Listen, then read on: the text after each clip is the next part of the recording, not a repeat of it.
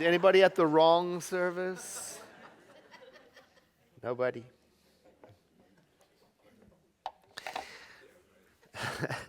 How can you possibly show up at the wrong service? Exactly. Especially since, as it says for our theme this month, you are rooted in the divine. So wherever you are, it must be the right place. We started last week talking about this idea that you are rooted in the divine, and we talked about your personal self, the self that is personal to you. You know, this is the mystery of how we're all made out of the same life stuff, the same holy substance, you can say. But we turn out individually and differently, and I think it's because we've got freedom, we've got choice. We've got creativity. We've got all of that personal stuff that makes us uniquely who we are and not somebody else. Now, this week, we're talking about our impersonal self. We're talking about everything about you that has nothing to do with choice or freedom. This is the part that you don't have a say in. It's what's in you, and there's nothing you can do about it. It's not personal. How it's expressed in the science of mind is like this. There's a powerful good in the universe. And it's up to you how you will use it, what you will do with it. What you do with it is personal. Some people call that something your soul. Some people call it your original goodness.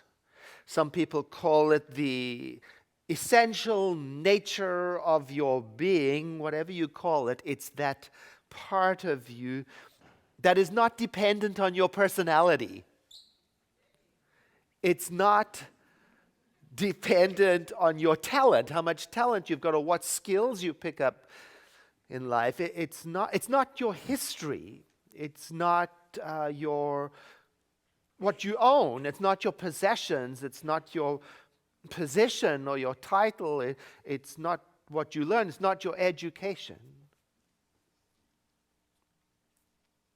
On Wednesday nights at our free 1-hour class on Science of Mind, we're talking about all the personal stuff, the other side of it. We're talking about your personality and how your personality is made up from all of those experiences and what you learn from life, and how your personality really is the theme from all the stuff that you acquire through the lessons in life and the victories and the hardships and the wins, all of that. Well, we will talk about that, but today we're talking about something else. We're talking about the stuff in you that is not personal because you didn't earn it.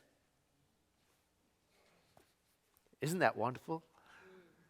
You didn't earn your life.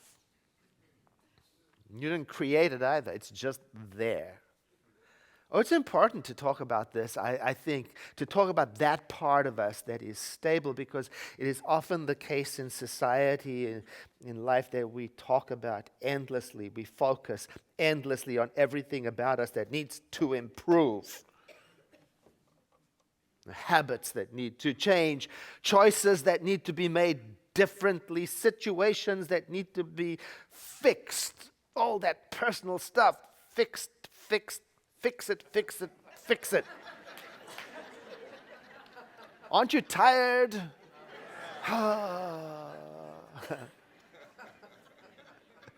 So we're asking a different question today. Today's question is this: is there anything in us?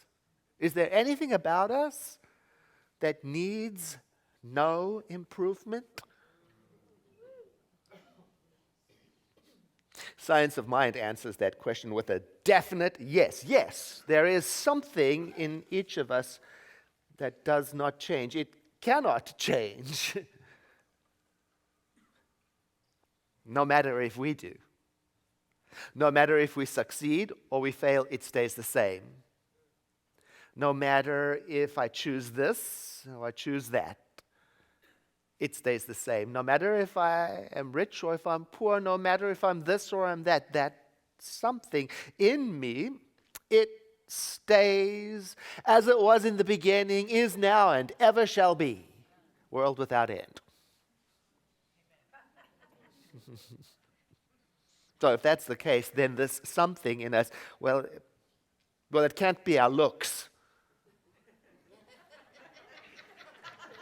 because that changes. It can't be our salary, because that changes. It can't be how many friends we have on Facebook, because that changes. It can't be your talent, because all of that changes. No, we're looking for that which doesn't change. So maybe we can begin by thinking of it, that self, the impersonal self within us, as something that has always been with us, as if it is watching through us from within. And whatever we do, there it is. It's watching through us. It's the part of us, we can say, that has always existed from the beginning of time. We can say it is that which never changes. That's why we call it immortal. It's the part of us that is life itself. And I invite you this week to imagine that in you, it's whispering this: awake. Become aware of my presence, for I am life. I'm not something apart from your being. I am your being, closer than breathing, nearer than hands and feet am I. That comes from our assigned reading for the week from Living the Science of Mind. And in this beautiful little paragraph, he goes on to write about our personal self that is talking to us, saying that the reason why we call it impersonal is because it doesn't judge us. It certainly doesn't judge our choices. No, rather, think of it this way: it's always agreeing with our choices. Wow. It's saying yes, and then then life flows through us through the filter of our choices, no matter what we choose. It doesn't choose for us. That would be interfering. You know, when I first discovered the science of mind and I learned about this idea that what I think and what I believe mattered, I wasn't completely on board with it. I wasn't convinced. But I did start paying attention. I started paying attention to things in life, and I started to notice that actually, my attitude did affect my life. I started noticing that. I started to notice that what I expected out of life changed what I got out of it. There was definitely a connection, so I started to build a case. I started to notice that the way I was thinking had an impact on my life and also on the life of people around me. Oh, I noticed that if I showed up with a bad attitude, that life agreed and flowed through me to create chaos. Or if I showed up with connection and harmony in my mind, life flowed through me, agreed with me.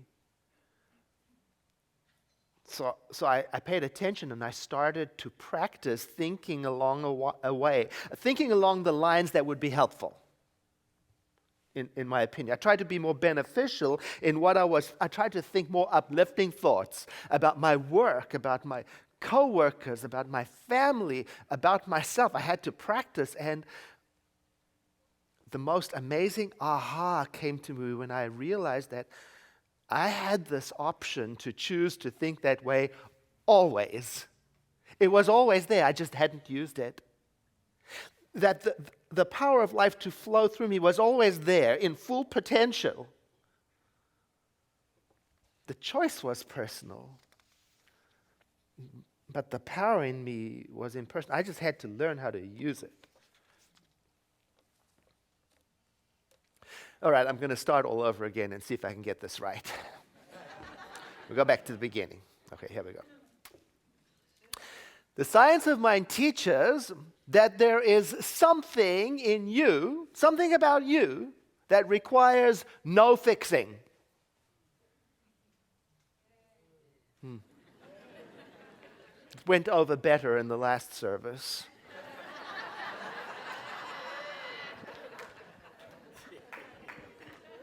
Well, it's a lot. Yeah, right. But it's a lot to take in, isn't it? There is in me something that is in its original state of innocence and wholeness. And I can personalize that by saying silently to myself, there is that within me that is in its original state of wholeness and innocence, that requires no fixing, that is unchanging, that is wholeness itself. I've got to practice that. And Science of Mind teaches that when you and I were created, we were created out of that wholeness, and that wholeness remains our true identity, our natural state, even to this moment, whether we know it or not. Side story. Here at the Center for Spiritual Living, we do not have the sacrament of baptism. We don't have that because we do not embrace the idea of ancestral sin that is inherited, that must be blessed out of a baby. We don't have that. So what do we do when a family has a newborn and they want to have some sort of ceremonial blessing? Well, we have one. All the adults gather around the newborn and make a covenant to remember its innocence and purity, to see what we were,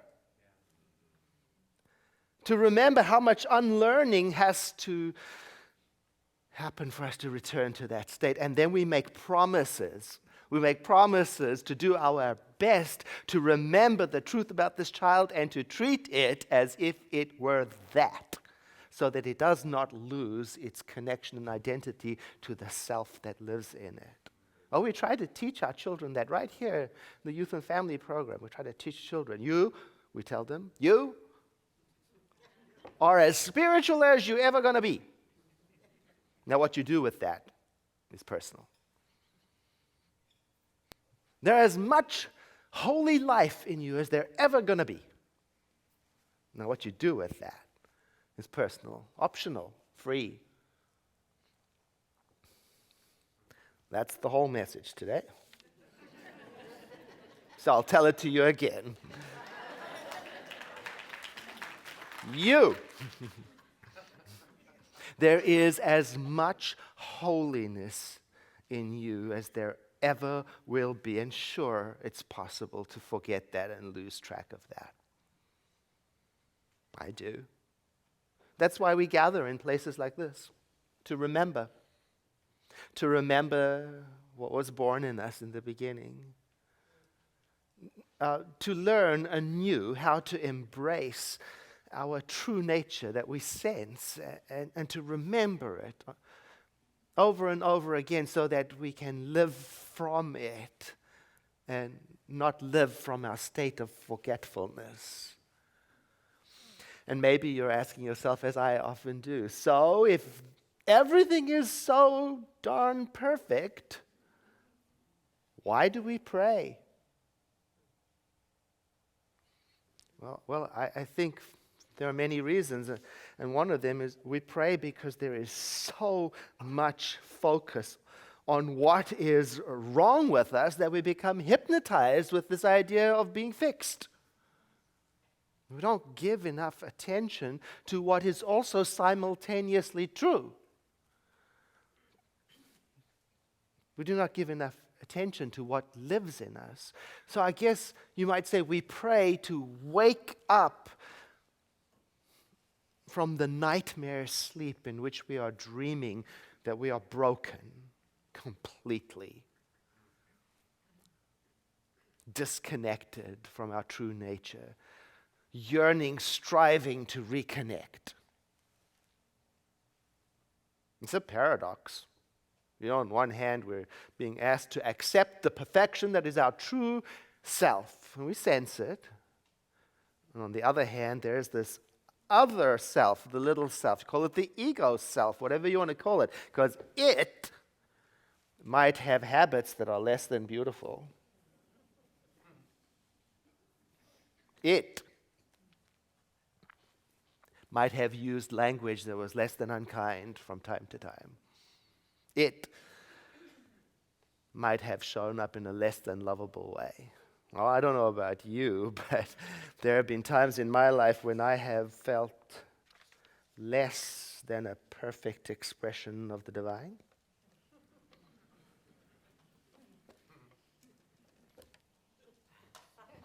I don't know about you, but there have been times in my life when I have behaved in ways that are inconsistent with the science of my teaching.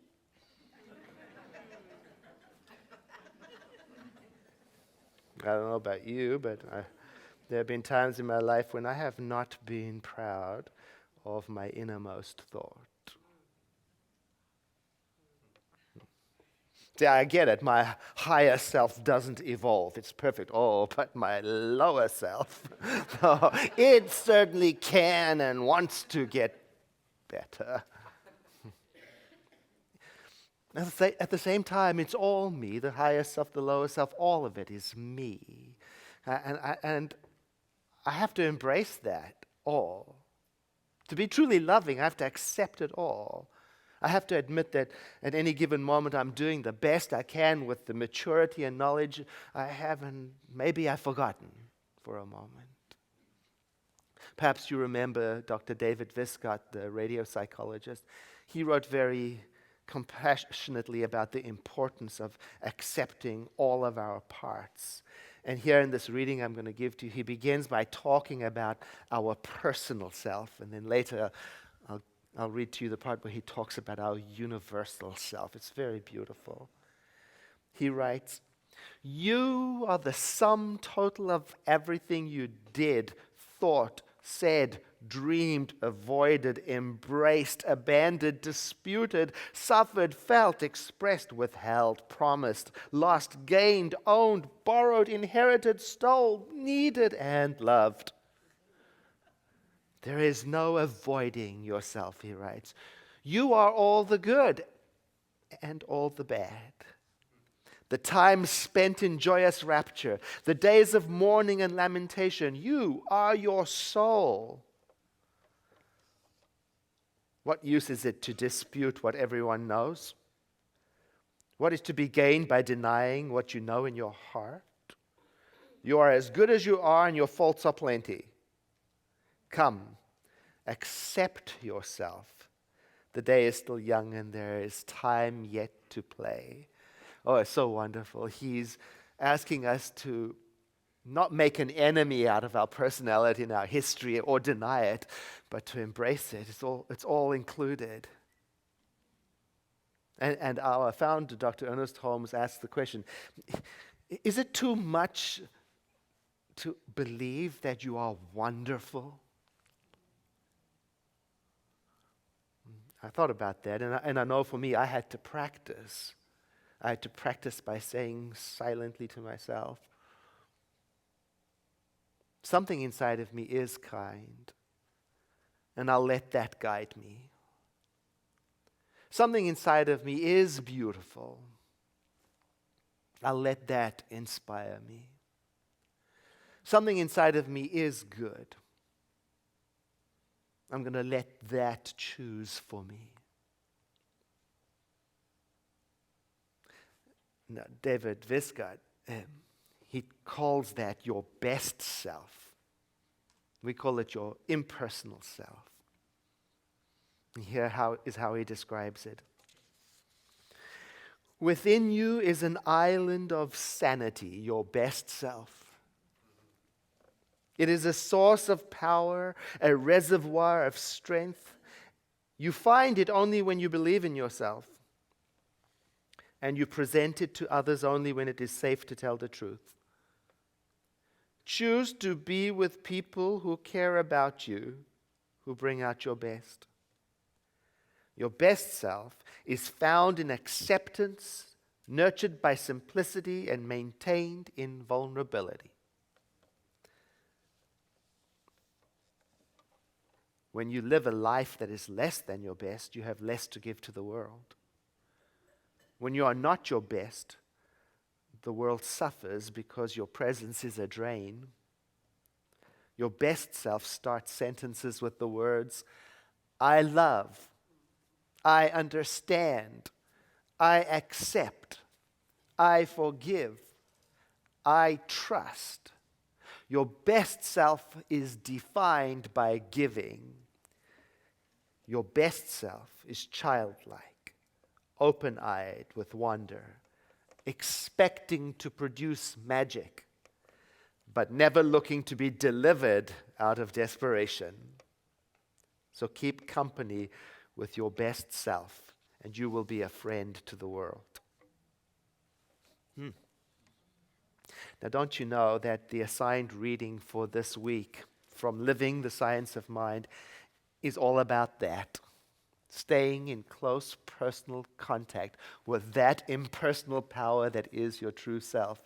And it is written in such a beautiful style, in the style of a message from yourself to you. It's like it's a memo from God.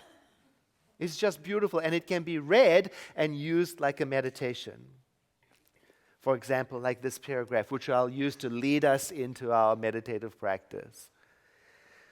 In the heart of each I live.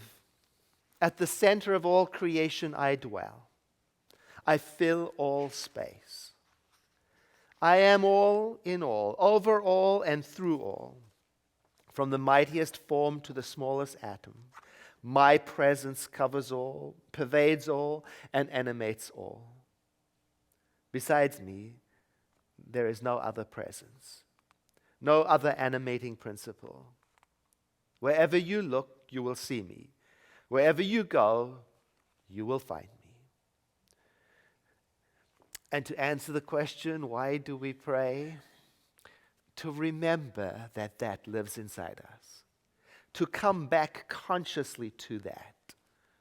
To dwell upon it. To know it. To accept it. I invite you to breathe in with me. And exhaling, letting your eyes close, won't you know with me that there is a powerful good in the universe which is responding right now to me, to this word. And it is bringing into my experience everything that is necessary for my happiness, for my peace of mind, for my health and for my success. This power for good is what enables me to help others. And in me, it is a blessing to the whole world. So I say quietly to myself, there is one life. That life is God. That life is perfect. That life is my life right now. It is flowing through me, circulating in me. I am one with it.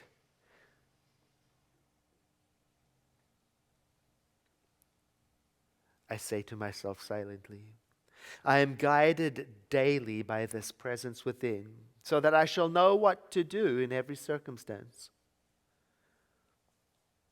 Divine intelligence is guiding me in my loving, in my self-expression, in my joy. And as I speak these words of affirmative prayer, I am simultaneously realizing that I am one with all beings. So I affirm that this silent power that flows through me flows also through all creation.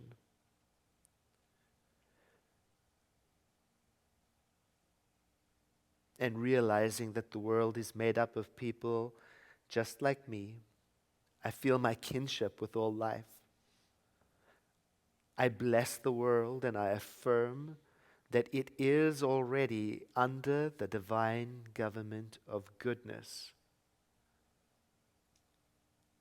And I let that come out through me in my choices, in my words, in my actions, and in my life.